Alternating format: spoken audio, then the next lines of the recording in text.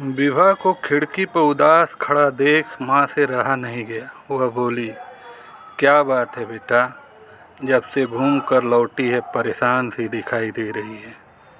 क्या मयंक से झगड़ा हुआ है या कोई और बात है? कुछ तो बता। कुछ नहीं माँ, बस ऐसे ही, संक्षिप्त सा उत्तर दे विभा वॉशरूम की ओर बढ़ गई। 7 दिन हो गए हैं तुझे यहाँ है, क्या ससुराल वापस नहीं जाना है? माला जी फ़ोन पर फ़ोन किए जा रही हैं, क्या जवाब दूँ उन्हें? तो क्या अब मैं चैन से इस घर में कुछ दिन भी नहीं रह सकती? अगर इतना ही बोझ लगती हूँ तो बता दो, चली जाऊँगी यहाँ से, कहते हुए विभा ने भड़ाक से दरवाज़ा बंद कर लिया। अरे मेरी बात तो सुन। बाहर खड़ी माँ की आंखें आंसुओं से भीग गईं। अभी कुछ दिन पहले ही बड़ी धूमधाम से अपनी इकलौती लाडली बेटी विभा की शादी की थी। सब कुछ बहुत अच्छा था। सॉफ्टवेयर इंजीनियर लड़का पहली बार में ही विभा और उसकी पूरी फैमिली को पसंद आ गया। मयंक की अच्छी जॉब और छोटी फैमिली, और वह भी उसी शहर में। यही देखकर तो उन्होंने आसानी से इस रिश्ते के लिए हाँ कर दी थी कि शादी के बाद भी बेटी को देखने के लिए उनकी निगाहें नहीं तरसेंगी। लेकिन हाल ही में हनीमून मनाकर लौटी बेटी के अजीबोगरीब व्यवहार ने उनकी जान को सांसत में डाल दिया था। पत्नी के चेहरे पर पड़ी चिंता की लकीरों ने महेश चंद को भी उलझन में डाल दिया। कुछ कहने के लिए मुंह खोला ही था कि हेलो आंटी, हेलो अंकल कहते हुए विभा की खास दोस्त दिव्या ने बैठक में प्रवेश किया। अरे तुम कब आई बेटा? पैर छूने के लिए झुकी दिव्या के सिर पर आशीर्वाद स्वरूप हाथ फेरते हुए दिव्या की मां ने पूछा। रात 8 बजे ही घर पहुंची थी आंटी, 4 दिन की छुट्टी मिली है, इसलिए आज ही मिलने आ गई। तुम्हारी जॉब कैसे चल रही है बेटा? महेश चंद ने पूछने पर दिव्या ने हंसते हुए उन्हें अंगूठा दिखाया और आंटी की ओर मुखातिब होकर बोली, विभा कैसी है? बहुत दिनों से उससे बात नहीं हुई। मैंने फ़ोन फॉर्मेट करवाया है, इसलिए कॉल न कर सकी, और उसका भी कोई फ़ोन नहीं आया। तो पहले इधर आ, कुछ बात करनी है। विभा की माँ उसे सीधे किचन में ले गई। पूरी बात समझने के बाद दिव्या ने उन्हें आश्वस्त किया कि वह तुरंत विभा की परेशानी को समझ उनसे साझा करेगी। बेडरूम के दरवाजे पर दिव्या को देखकर विभा की खुशी का ठिकाना न रहा। दोनों 4 महीने बाद मिल रही थीं। अपनी किसी पारिवारिक उलझन के कारण दिव्या उसकी शादी में भी सम्मिलित न हो सकी थी। कैसी है मेरी जान? हमारे जीजू बहुत परेशान तो नहीं करते? बड़ी अदा से आंख मारते हुए दिव्या ने विभा को छेड़ा। तू कैसी है, कब आई? एक फीकी हंसी हंसते हुए विभा ने दिव्या से पूछा। क्या हुआ Vibha? Is something wrong there? देख, मुझसे तू कुछ न छिपा। तेरी हंसी के पीछे एक गहरी उदासी दिखाई दे रही है। मुझे बता, आखिर बात क्या है? दिव्या उसकी आंखों में देखते हुए बोली। अचानक विभा की पलकों के कोर गीले हो चले। फिर उसने जो बताया वह वाकई चौंकाने वाला था। विभा के अनुसार सुहागरात से ही फिजिकल रिलेशन के दौरान मयंक में वह एक झिझक सी महसूस कर रही थी, जो कतई स्वाभाविक नहीं लग रही थी। उन्होंने बहुत कोशिश की, रिलेशन से पहले फोरप्ले आदि भी किया, बावजूद इसके उनके बीच अभी तक सामान्य फिजिकल रिलेशन नहीं बन पाया, और न ही वे चरमोत्कर्ष का आनंद उठा पाए। इसी के चलते उनके रिश्ते में एक चिड़चिड़ापन व तनाव आ गया है। यूँ मयंक उसका बहुत ध्यान रखता और बहुत प्यार करता है। उसकी समझ में नहीं आ रहा कि वह क्या करे। माँ पापा से यह सब कहने में शर्म आती है। वैसे भी वे यह सब जानकर परेशान ही होंगे। विभा की पूरी बात सुन दिव्या ने सबसे पहले उसे ससुराल लौट जाने के लिए कहा और धैर्य रखने की सलाह दी। अपना व्यवहार भी संतुलित रखने को कहा ताकि उसके मम्मी पापा को तसल्ली हो सके कि सब कुछ ठीक है। दिव्या की सलाह के अनुसार विभा ससुराल आ गई। इसी बीच उसने मयंक के साथ अपने रिश्ते को पूरी तरह से सामान्य बनाने की कोशिश भी की और भरोसा भी जताया कि मयंक की किसी भी परेशानी में वह उसके साथ खड़ी है। उसके इस सकारात्मक रवैये का तुरंत ही असर दिखने लगा। मयंक की झिझक धीरे धीरे खुलने लगी, लेकिन फिजिकल रिलेशन की समस्या अभी तक ज्यों की त्यों थी। कुछ दिनों की समझाइश के बाद आखिरकार विभा ने मयंक को काउंसलर के पास चलने को राजी कर लिया। दिव्या के बताए पते पर दोनों क्लिनिक पहुंचे, जहां यौन रोग विशेषज्ञ डॉक्टर नमन खुराना ने उनसे सेक्स के मद्देनज़र सवाल किए। उनकी परेशानी समझ डॉक्टर ने विभा को कुछ देर बाहर बैठने के लिए कहकर मयंक से अकेले में कुछ बातें की। उन्हें 3 सीटिंग के लिए आने का सुझाव देकर डॉक्टर नमन ने मयंक के लिए कुछ दवाएं भी लिखी। कुछ दिनों के अंतराल पर मयंक के साथ 3 सीटिंग पूरी होने के बाद डॉक्टर नमन ने विभा को फ़ोन कर अपने क्लिनिक बुलाया और कहा, विभा जी, आपके पति शारीरिक तौर पर बेहद फिट हैं। दरअसल वे इरेक्शन की समस्या से जूझ रहे हैं, जो एक मानसिक तनाव या कमजोरी के अलावा कुछ नहीं है। इसे पुरुषों के परफॉर्मेंस प्रेशर से भी जोड़कर देखा जाता है। इस समय उन्हें आपके मानसिक संबल की बहुत आवश्यकता है। आपको थोड़ा मजबूत होकर यह जानने की ज़रूरत है कि किशोरावस्था में आपके पति यौन शोषण के शिकार हुए हैं और कई बार हुए हैं। अपने से काफ़ी बड़ी महिला के साथ रिलेशन बनाकर उसे संतुष्ट करने में उन्हें शारीरिक तौर पर तो परेशानी झेलनी ही पड़ी, साथ ही साथ उन्हें मानसिक स्तर पर भी बहुत जलील होना पड़ा था, जिसके कारण कहीं न कहीं वे स्वयं को भी मानते हैं। इसीलिए स्वेच्छा से आपके साथ संबंध बनाते वक्त भी वे उस अपराध बोध के शिकार हो रहे हैं। क्योंकि फिजिकल रिलेशन की सफलता आपकी मानसिक स्थिति तय करती है, लिहाजा इस अपराध ग्रंथि के चलते संबंध बनाते वक्त वे आपके प्रति पूरी ईमानदारी नहीं दिखा पाते। नतीजतन आप दोनों उस सुख से वंचित रह जाते हैं। अतः आपको सभी बेहद सजग होकर उन्हें प्रेम से संभालने की ज़रूरत है। विभा को तो काटो तो खून नहीं। अपने पति के बारे में हुए इस खुलासे से वह सन्न रह गई।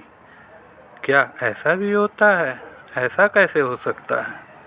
एक लड़के का यौन शोषण आदि तमाम बातें उसकी समझ से परे थीं।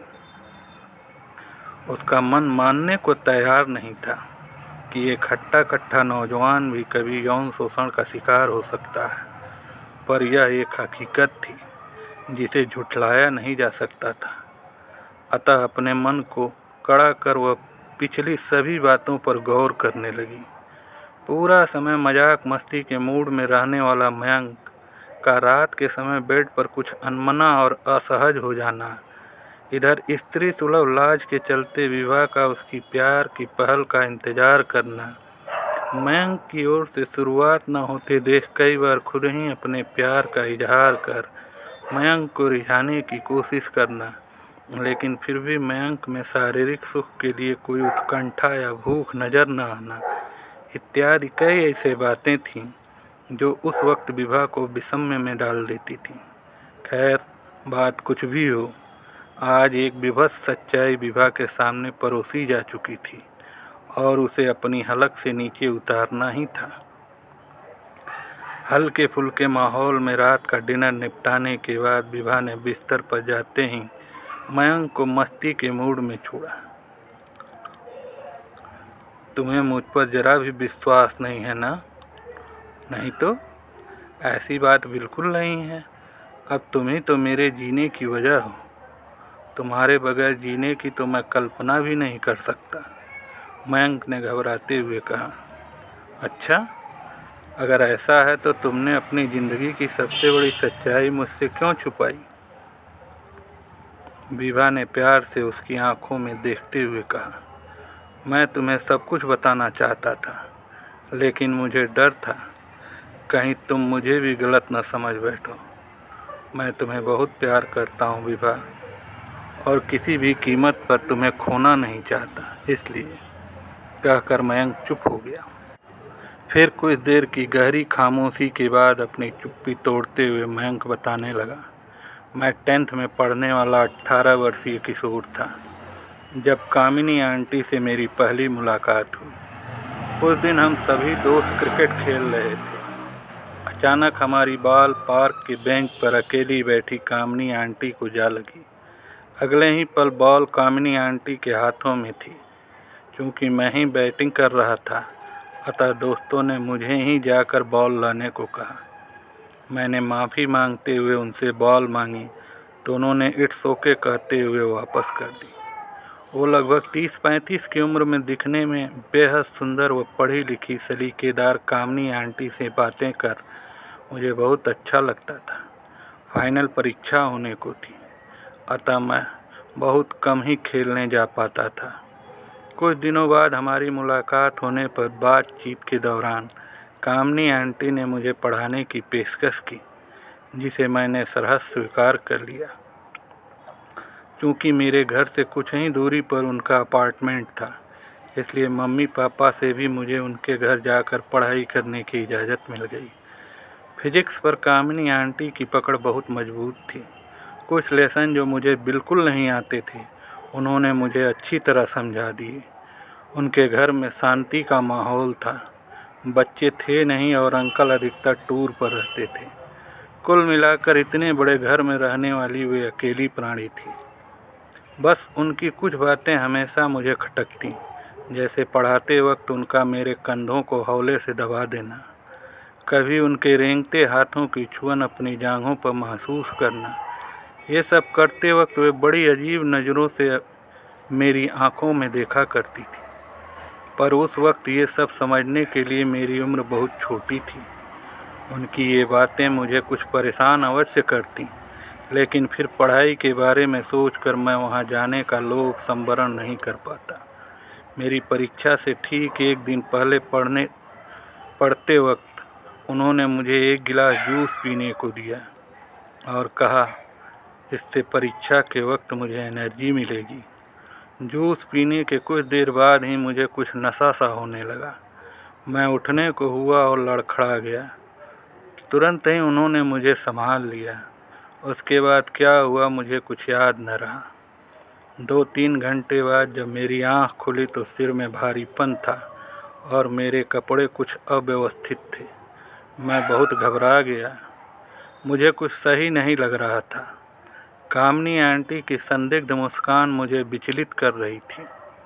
दूसरे दिन पेपर था, अतः दिमाग पर ज़्यादा जोर न देते हुए मैं तुरंत घर लौट आया।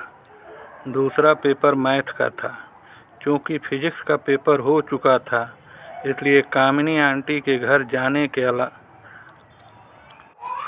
सवाल ही नहीं था। 2-3 दिन बाद कामिनी आंटी का फ़ोन आया। आखिरी बार उनके घर में मुझे बहुत अजीब हालात का सामना करना पड़ा था, अतः मैं अब वहाँ जाने से कतरा रहा था।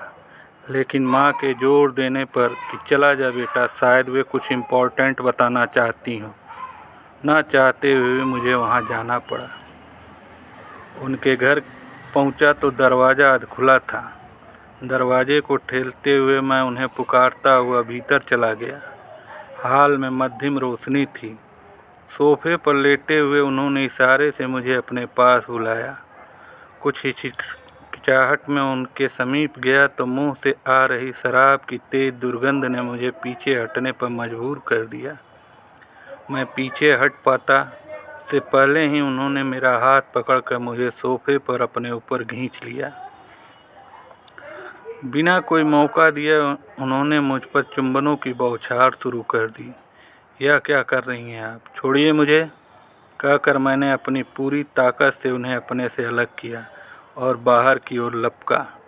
रुको, उनकी गरजती आवाज़ ने मानो मेरे पैर बांध दिए। मेरे पास तुम्हें कुछ दिखाने को है। कुटिलता से उन्होंने मुस्कुराते हुए कहा। फिर उनके मोबाइल में मैंने जो कुछ देखा वह मेरे होश उड़ाने के लिए काफ़ी था। वह एक वीडियो था जिसमें मैं उनके ऊपर साफ तौर पर चढ़ा दिखाई दे रहा था और उनकी भंगिमाएं कुछ नानुकुर सी प्रतीत हो रही थीं। उन्होंने मुझे साफ साफ धमकाते हुए कहा कि यदि मैंने उनकी बातें न मानी तो वे इस वीडियो के आधार पर मेरे खिलाफ रेप का केस कर देंगी। मुझे व मेरे परिवार को कॉलोनी से बाहर निकलवा देंगी। मेरे पांव तले ज़मीन खिसक गई। फिर भी मैंने अपना बचाव करते हुए कहा कि ये सब गलत है, मैंने ऐसा कुछ नहीं किया है। तब वे हंसती हुई बोली, तुम्हारी बात पर यकीन कौन करेगा? क्या तुमने देखा नहीं कि मैंने किस तरह से इस वीडियो को शूट किया है? इसमें साफ साफ मैं बचाव की मुद्रा में हूँ और तुम मुझसे ज़बरदस्ती करते नज़र आ रहे हो। मेरे हाथ पांव फूल चुके थे। मैं उनकी सभी बातें सिर झुकाकर मानता चला गया। जाते समय उन्होंने मुझे सख्त हिदायत दी कि जब जब मैं तुम्हें बुलाने चाहूँ चले आना, कोई नानुकुर नहीं चलेगी और भूल कर भी ये बातें कहीं शेयर न करूं, वरना वे पूरी ज़िंदगी मेरी तबाह कर देंगी। मैं उनके हाथों की कठपुतली बन चुका था। उनके हर बुलावे पर मुझे जाना होता था। अंतरंग संबंधों के दौरान भी वे मुझसे बहुत क्रूरतापूर्वक पेश आती थीं। उस समय किसी से यह बात कहने की मैं हिम्मत नहीं जुटा सका। एक तो अपने आप पर शर्मिंदगी, दूसरे माता पिता की बदनामी का डर। मैं बहुत ही मायूस हो चला था। मेरी पूरी पढ़ाई चौपट हो चली थी। करीब साल भर तक मेरे साथ यही सब चलता रहा। एक बार कामिनी आंटी ने मुझे बुलाया और कहा कि आज आखिरी बार मैं उन्हें खुश कर दूं तो वे मुझे अपने शिकंजे से आज़ाद कर देंगी। बाद में पता चला कि अंकल जी का कहीं दूसरी जगह ट्रांसफ़र हो गया है। महीनों एक लाचार जीवन जीते जीते मैं थक चुका था। उस बेबसी और पीड़ा को मैं भूल जाना चाहता था। उसी साल मुझे भी पापा ने पढ़ने के लिए कोटा भेज दिया, जहां मैंने मन लगाकर पढ़ाई की। पर अतीत की इन परछाइयों ने मेरा पीछा शादी के बाद भी नहीं छोड़ा, जिस कारण आज तक मैं तुम्हारे साथ न्याय नहीं कर पाया। मैं शर्मिंदा हूँ, मुझे माफ़ कर दो विभा। मयंक की आंखों में दर्द उतर आया। नहीं मयंक, तुम क्यों माफ़ी मांग रहे हो? माफ़ी तो उसे मांगनी चाहिए जिसने अपराध किया है। मैं उस औरत को उसके किए की सज़ा दिलवा कर रहूँगी और तुम्हें न्याय, कहकर विभा ने मयंक के आंसू पोंछे। नहीं विभा, वह औरत बहुत शातिर है। मुझे उससे बहुत डर लगता है। तुम्हारा यही डर तो मुझे ख़त्म करना है। कहते हुए विभा ने मन में कुछ ठान लिया।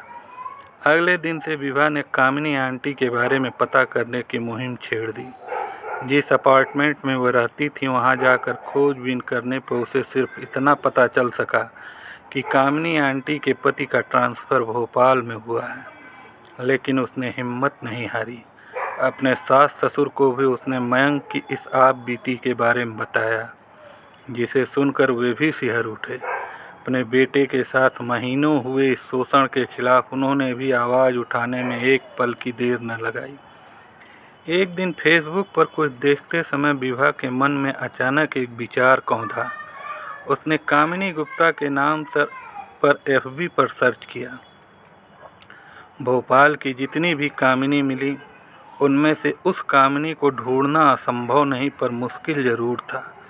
पर अपने पति को न्याय दिलाने के लिए विभा कुछ भी करने को तैयार थी। आखिरकार उसकी सास ने जिस एक कामिनी की फ़ोटो पर उंगली रखी, विभा उसे देखती ही रह गई। साफ दमकता रंग, आकर्षक व्यक्तित्व की धनी कामिनी आंटी आज 10 साल बाद भी अपनी वास्तविक उम्र से कम ही नज़र आ रही थी। यकीनन उन्हें देखकर इस बात का अंदाज़ा लगाना मुश्किल था कि वे एक संगीन जुर्म में लिप्त रह चुकी हैं। तुरंत विभा ने उन्हें फ्रेंड रिक्वेस्ट भेजी। 2-3 दिन बाद कामिनी आंटी ने विभा की फ्रेंड रिक्वेस्ट स्वीकार कर ली। धीरे धीरे उसने कामिनी आंटी की तारीफ़ों के पुल बांधते हुए उनसे मेल जोल बढ़ाया और उनका फ़ोन नंबर ले लिया। अब उसका अगला कदम पुलिस को इस मामले की जानकारी देना था, लेकिन चूंकि सालों पुराने हुए इस अपराध को साबित करने के लिए उनके पास कोई ठोस सबूत नहीं था, अतः पुलिस ने उनकी सहायता करने में अक्षमता दिखाई। विभा जानती थी कि अगर सबूत चाहिए तो उसे कामिनी आंटी के पास जाना ही होगा। उसने मयंक को समझाया और हौसला दिया कि वह एक बार फिर से कामिनी आंटी का सामना करे। योजना के तहत विभा ने कामिनी आंटी से फ़ोन पर बात करते हुए उन्हें बताया कि वह पर्सनल काम से अपने पति के साथ भोपाल आ रही है। कामिनी आंटी ने उसे अपने घर आने का निमंत्रण दिया। नियत समय पर विभा ने कामिनी आंटी के घर की बेल बजाई। कुछ पलों के पश्चात उन्हें दरवाजे पर देख विस्तृषणा से उसका मुंह कसैला हो गया, पर अपनी भावनाओं पर काबू रख उसने मुस्कुराते हुए हाल के अंदर प्रवेश किया। सहज भाव से कामिनी आंटी ने उसका स्वागत किया। कुछ औपचारिक बातों के मध्य ही मयंक ने दरवाजे पर दस्तक दी। दरवाजे पर एक आकर्षक पुरुष को देख कामिनी आंटी कुछ अचरज से भर उठी। उन्होंने मयंक पर प्रश्नवाचक निगाह डालते हुए उसका परिचय जानना चाहा। इधर विभा मयंक से अनजान बन वहीं खड़ी रही। मयंक अपना परिचय देता उससे पहले ही कामिनी आंटी ने उसे लगभग पहचानते हुए पूछा, तुम? दाद देनी पड़ेगी आपके नज़र की। कुछ ही पलों में मुझे पहचान लिया। कामिनी आंटी कुछ और कहती उससे पहले ही विभा ने उनसे चलने की इजाज़त मांग ली। तुम यहाँ किस मकसद से आए हो? क्या चाहते हो? विभा के जाते ही वे मयंक पर बरस पड़ी। अरे वाह, पहले तो आप मुझे बुलाते न थकती थीं, और आज इतना बेगाना व्यवहार। मयंक अपने हर शब्द पर जोर देते हुए कहा। अच्छा, तो तुम मुझे धमकाने आए हो? भूल गए सालों पहले मैंने तुम्हारी क्या हालत की थी? कामिनी आंटी अपनी असलियत पर आ चुकी थी। अच्छी तरह याद है, इसीलिए तो आपके उन गुनाहों की सज़ा दिलाने चला आया। मयंक ने हंसकर कहा। तुम्हें मेरा पता किसने दिया, और क्या सबूत है तुम्हारे पास कि मैंने तुम्हारे साथ कुछ गलत किया है? कामिनी आंटी बौखलाहट में बोले जा रही थी। तुम मुझे अच्छी तरह से जानते नहीं हो, इसलिए यहाँ आने की भूल कर दी। तुम्हारे जैसे जाने कितने मयंकों को मैं अपनी वासना के जाल में फंसाया और बर्बाद कर दिया। तुम आज भी मेरा कुछ नहीं बिगाड़ सकते। अभी मेरे पास वह वीडियो मौजूद है जिसे मैंने तुम्हें फंसाने के लिए बुलाया था। तुम कल भी मेरा दिल बहलाने का खिलौना थे और आज भी वही हो। अपनी सलामती चाहते हो तो निकल जाओ यहाँ से, कामिनी आंटी ने चिल्लाते हुए कहा। ज़रूर निकल जाएंगे, लेकिन आपको सलाखों के पीछे पहुंचाकर। कामिनी आंटी, कहते हुए विभा अंदर आकर मयंक के पास उसका हाथ पकड़कर खड़ी हो गई। उसके पीछे महिला पुलिस भी थी। किसी फिल्मी ड्रामे की तरह अचानक हुए इस घटनाक्रम से कामिनी आंटी बौखला गई। बोली, ये क्या हो रहा है? कौन हो तुम सब? मैं किसी को नहीं जानती, निकल जाओ तुम सब यहाँ से। इतनी आसानी से मैं आपको कुछ भी भूलने नहीं दूंगी। मैं हूँ विभा, मयंक की पत्नी। आपकी एक नापाक हरकत ने मेरे बेकसूर पति को जिंदगी भर तबाह कर दिया। अब आपकी बारी है। इंस्पेक्टर, यही है वह कामिनी जिसने मेरे पति का शारीरिक शोषण किया था, जिसके सारे सबूत इस कैमरे में मौजूद हैं। सेंटर टेबल के फूलदान से विभा ने एक हिडन कैमरा निकालते हुए पुलिस को सौंप दिया, जिसे उसने कुछ देर पहले ही कामिनी आंटी की नज़र बचाकर रख दिया था। अपनी घिनौनी करतूत का सबूत को सामने देख अचानक ही कामिनी आंटी ने अपना रुख बदल लिया और मयंक के सामने गिड़गिड़ाने लगी। प्लीज़ मुझे माफ़ कर दो, मैं आइंदा किसी के साथ ऐसा नहीं करूँगी। तुम्हारे हाथ जोड़ती हूँ, प्लीज़ बचा लो मुझे। कुछ सालों पहले मैंने भी यही शब्द आपसे कहे थे और आप हाथ जोड़कर गिड़गिड़ाया भी था, लेकिन आपने जरा भी दया नहीं दिखाई थी। कामिनी आंटी की ओर घृणा से देखते हुए मयंक ने मुंह फेर लिया। पुलिस द्वारा की गई पूछताछ में पता चला कि कामिनी आंटी के पति उन्हें शारीरिक सुख देने के काबिल नहीं थे। जिससे ना ही वे कभी माँ बन सकीं और ना ही उन्हें शारीरिक सुख मिला। लेकिन इस सुख को पाने के लिए उन्होंने जो रास्ता अपनाया वह नितांत गलत था। इधर मयंक का खोया सम्मान उसे वापस मिल चुका था।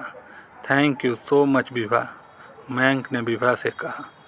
तुमने मुझे एक शापित जिंदगी से मुक्ति दिलाकर मेरा खोया आत्मविश्वास वापस दिलाया है। कहते कहते मयंक का गला भर्रा गया। अच्छा, तो इसके बदले मुझे क्या मिलेगा? शरारत से हंसते हुए विभा ने उसे छेड़ा। ठीक है, तो आज रात को अपना गिफ्ट पाने के लिए तैयार हो जाओ। मयंक भी मस्ती के मूड में आ चुका था। शादी के बाद पहली बार मयंक के चेहरे पर वास्तविक खुशी देखकर विभा ने चैन की सांस ली और शर्मा कर अपने प्रिय के गले लग गई। आशा करती हूँ कि यह कहानी आपको अच्छी लगी होगी, तो आप हमें लाइक कमेंट करके ज़रूर बताएं। और हाँ, इस चैनल को ज़रूर सब्सक्राइब कर लें ताकि आपको हमारी नई आने वाली कहानियों का नोटिफिकेशन तुरंत मिलती रहे। धन्यवाद।